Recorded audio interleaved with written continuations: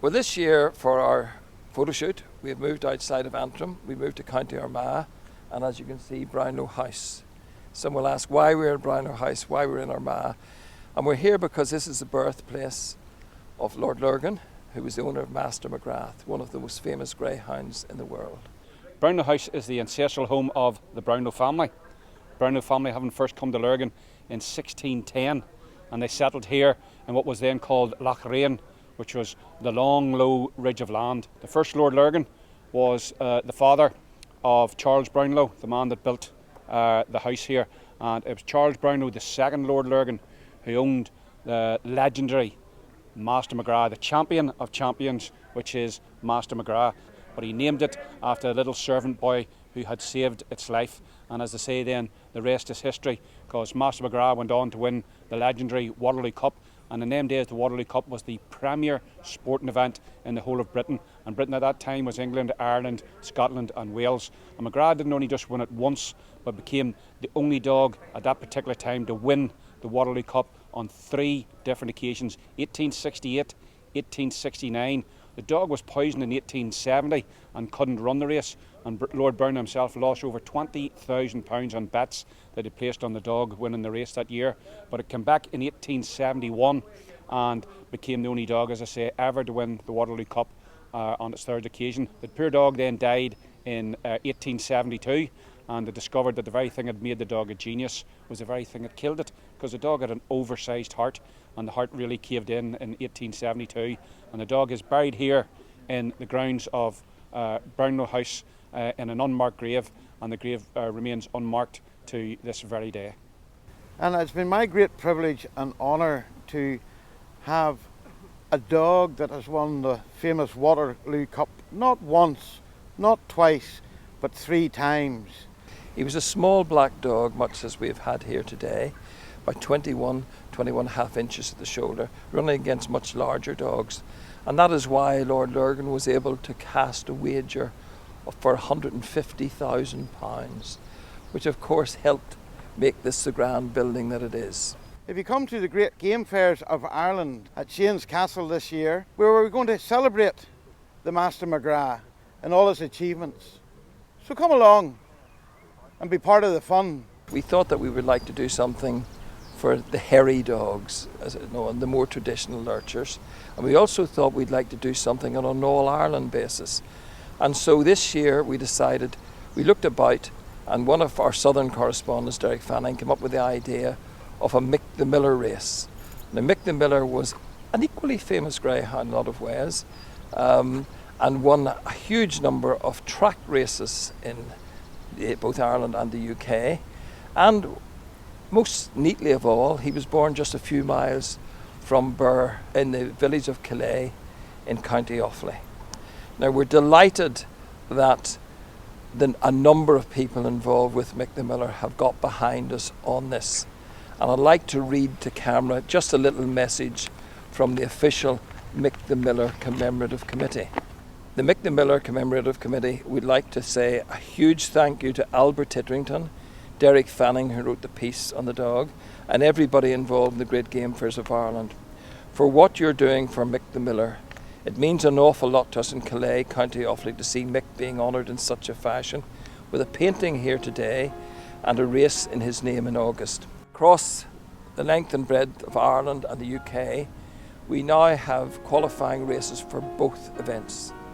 So I think we've really brought 2 legends to life, and we further internationalised the Great Game Fairs of Ireland. I was commissioned by Albert Titterington of the Great Game Fairs of Ireland to paint these 2 legendary greyhounds, Mick the Miller and Master McGrath.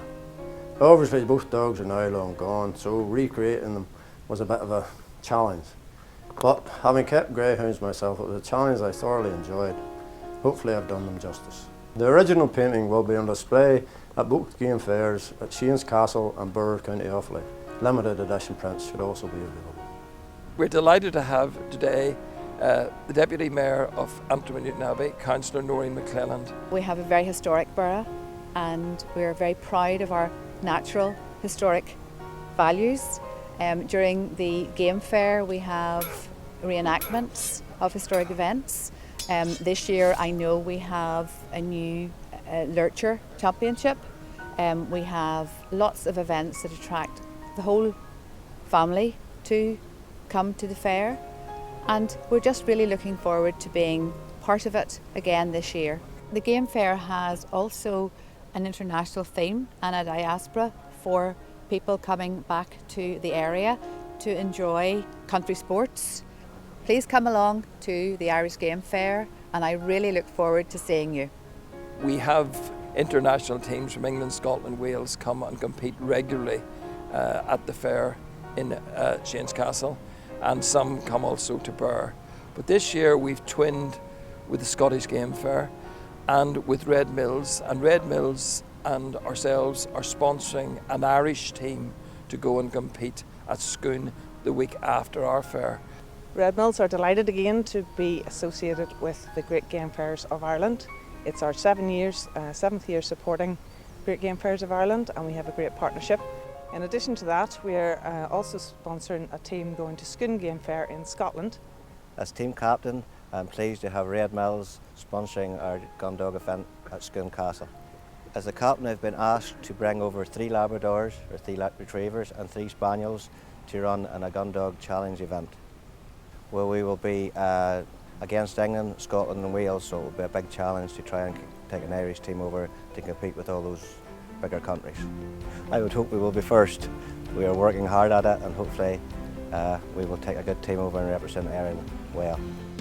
We get tremendous support from everyone throughout Ireland, including Northern Ireland, both in the agri ranges, the equine ranges, the pet, and of course the gun dog as well. And it's just nice for us as a company to be able to give some support back to the guys who are supporting us throughout the year.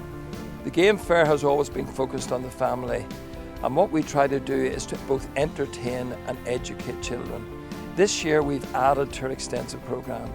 Once again we'll have the medieval jousting, the living history village, the country sports and action arena. Once again, we have the fantastic country sports and action arena.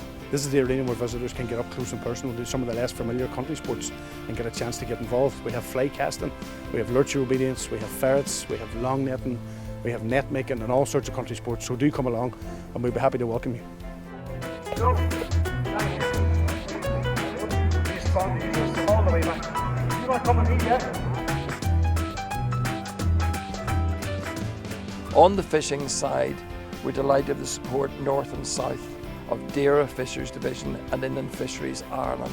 This year at Game Fair Ireland will be the 4th year that the Deira Inland Fisheries resource has been increased, both in contribution and in presence at the show, increased team, increased exhibition area, a much higher profile for the department of what we're trying to do across the sector. Both shows at Shane's and Castle and Birr have been tremendously successful for the department in recent years.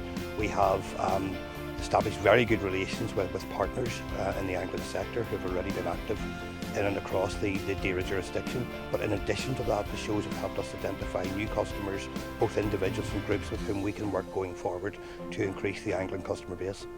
In the north, we will be running a put and take fishery for children. This is run by the No to Salmon Netting campaign, who have moved from campaigning against salmon netting to being very positive in terms of teaching children to fish.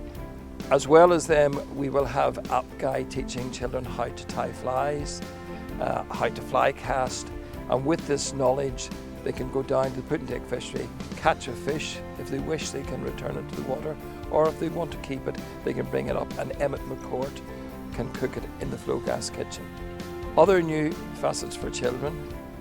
We talked about young shots in Northern Ireland, and we brought the young shots really to the fair this year. We don't believe that the fair is a place where inexperienced shooters should shoot.